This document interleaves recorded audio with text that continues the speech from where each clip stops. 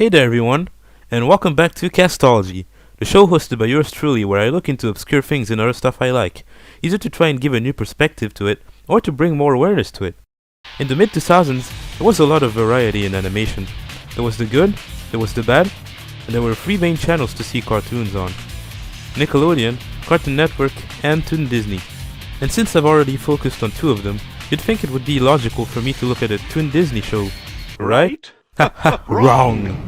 I'm going to talk about a very controversial show today, SoniKast. So yeah, I should say that this video might be a bit longer than usual, since at first I was going to make this into a review of season 1 and explain why it's good, but then I ended up realizing this was a bad idea. But without further ado, let's just jump into it.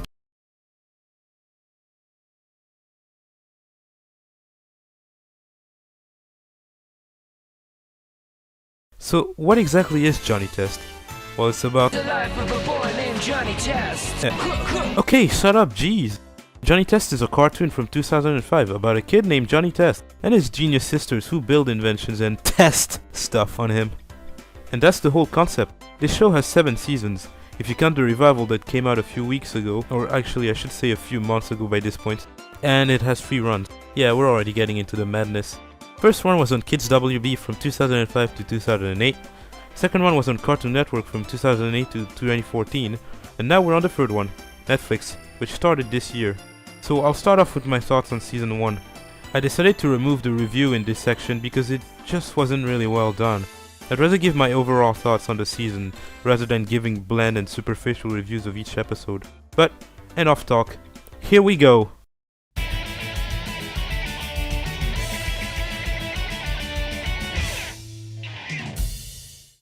Alright, so to explain season 1, we first need to get into exactly how this show even came to be. But I won't go into too much detail yet, as I'll explain the production history more in detail in a few minutes in part 2.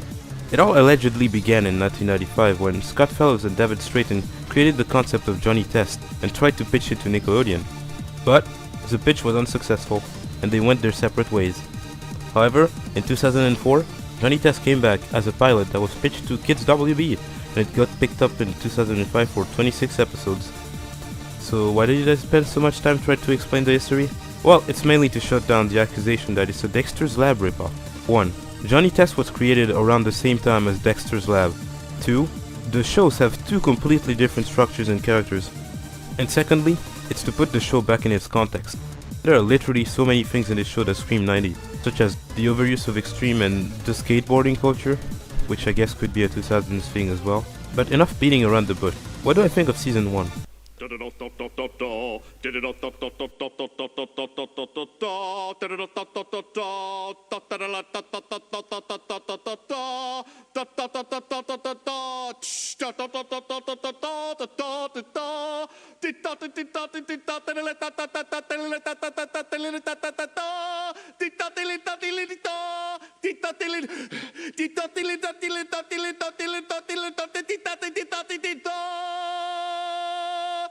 I think it's good.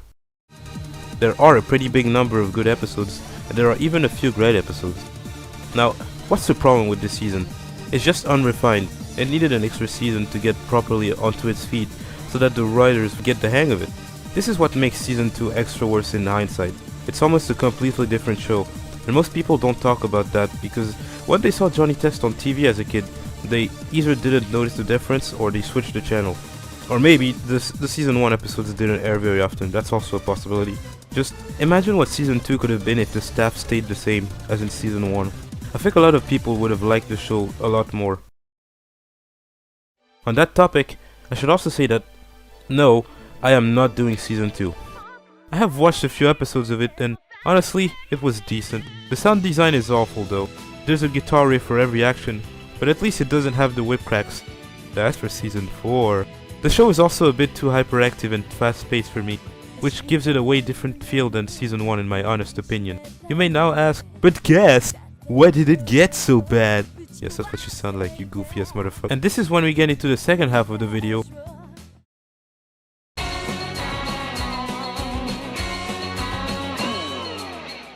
So, in order to explain the drop in quality of this show, we need to get into the production history, which is quite chaotic.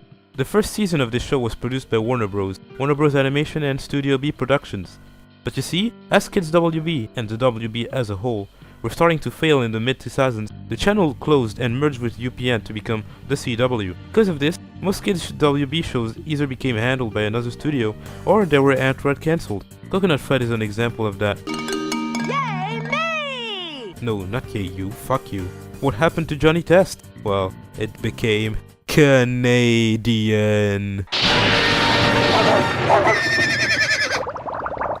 Okay, I'll stop with that joke, but yeah, it became Canadian and the entire staff changed, aside from the voice actors, along with the animation, which is now done by the Nova Scotian animation studio called Kaleidoscope Digital.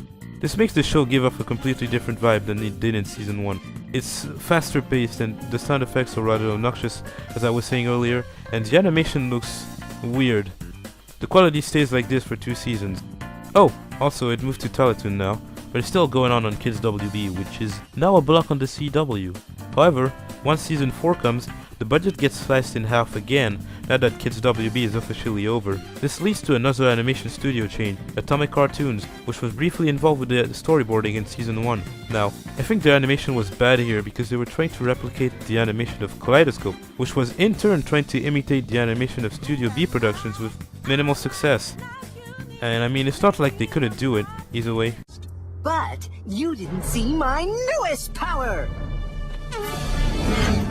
Flaming power boots! We're still working on that technology. Back! I'm not afraid to use it!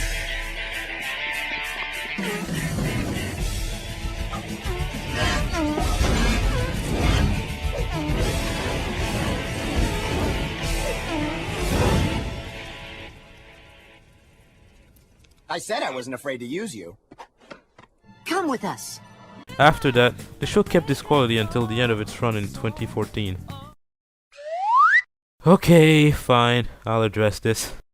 I don't know much about the reboot or the Netflix season as some would call it. I know it's less of a reboot and more of a continuation, as it seems to continue after season 6. But what I do know is, the show feels a bit like a mix between season 1 and the later seasons. It keeps the good parts of the later seasons and leaves the bad parts out. I also really like how they made light of the dumb whip cracks they added back in season 4. Oh, I know you will, Mr. Test, because I'm taking your voice. Whoa! Didn't see that.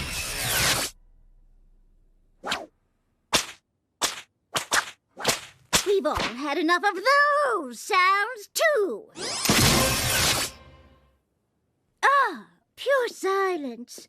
So, what is my verdict on this? I think this show was going to be something great, but the budget cuts which resulted from the WB's merger really doomed the show to become anything great.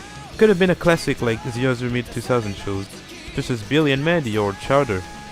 But sadly, we'll never see that happen, and the image of Johnny Test as a whole will always stay tarnished because of its run on Cartoon Network in the early 2010s.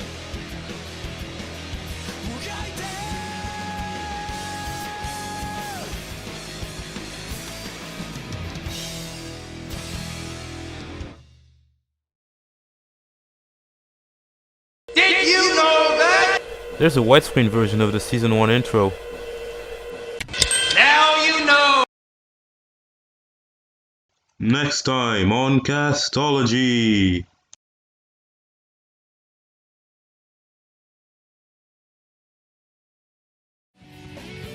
Hey there, thanks for watching. So I'll try to explain what's going on.